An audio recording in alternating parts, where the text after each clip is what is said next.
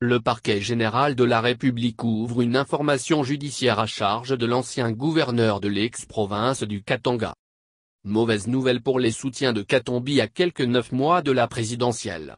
Des sources qualifiées ont appris hier mardi 27 mars dans la soirée à Forum des A que le procureur général de la République vient d'ouvrir une information judiciaire à charge de Moïse Katumbi Chapo et pour usurpation présumée de nationalité. Le président de la plateforme Ensemble pour le changement doit répondre de ces nouvelles incriminations devant les magistrats déjà désignés, apprend-on des mêmes sources. Cette information fait suite à la série de révélations sur la double nationalité que Katumbi aurait détenue concurremment avec celle congolaise, laquelle est une et exclusive. Dans le lot de ces révélations, Jeune Afrique, dans son édition du 22 mars 2018, confirme la nationalité italienne de Moïse Katumbi. Selon le magazine panafricain, le nom du richissime homme d'affaires congolais figure bel et bien dans le registre de l'état civil de la mairie de San Vito dei Normanni, une petite ville dans le sud de l'Italie, sous le nom de Moïse Katumbi Damiano. L'ancien gouverneur du Katanga a acquis la nationalité italienne le 3 octobre 2000, avant d'y renoncer le 13 janvier 2017. Autre détail livré par le magazine panafricain, l'homme figurant dans le registre est né le 28 décembre 1964, tout comme l'ancien gouverneur du Katanga.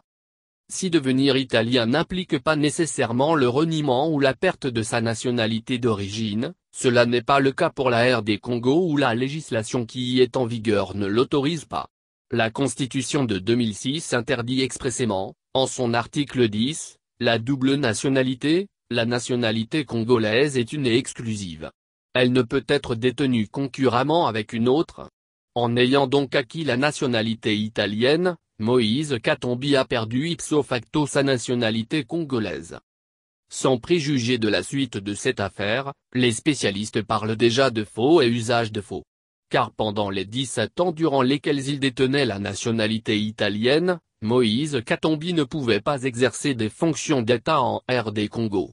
Ces techniciens du droit font le parallèle avec le cas Chalupa. C'est de tout ça que le chairman Katumbi devra répondre devant les juges. Mais Moïse Katumbi est présumé innocent, au nom du sacro-saint principe de présomption d'innocence. Il lui appartient de présenter ses moyens de défense devant la justice.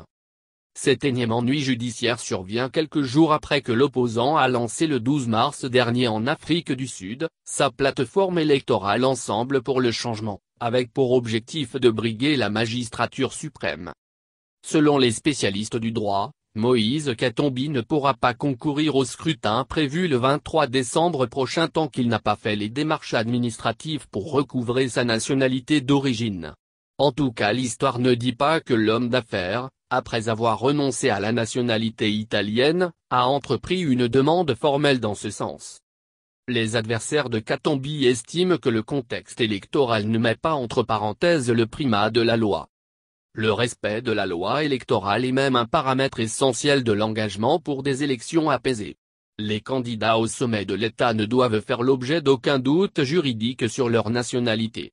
Et donc pour eux, attirer l'attention de l'opinion et des électeurs sur cette exigence légale n'est pas une manœuvre pour écarter un concurrent.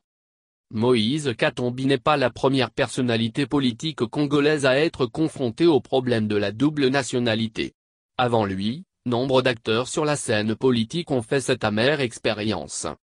Passé dans l'opposition en septembre 2015, après avoir démissionné de ses fonctions de gouverneur et quitté le parti présidentiel, M. Katumbi, bientôt 54 ans, est l'une des grandes figures de ces 10 dernières années du landerneau politique congolais. Didier Gbongo. Les chefs coutumiers du Haut-Katanga se veulent formels.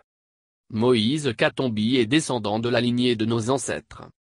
Dans sa tourmente, Moïse Katumbi peut compter sur le soutien des chefs coutumiers du Haut-Katanga.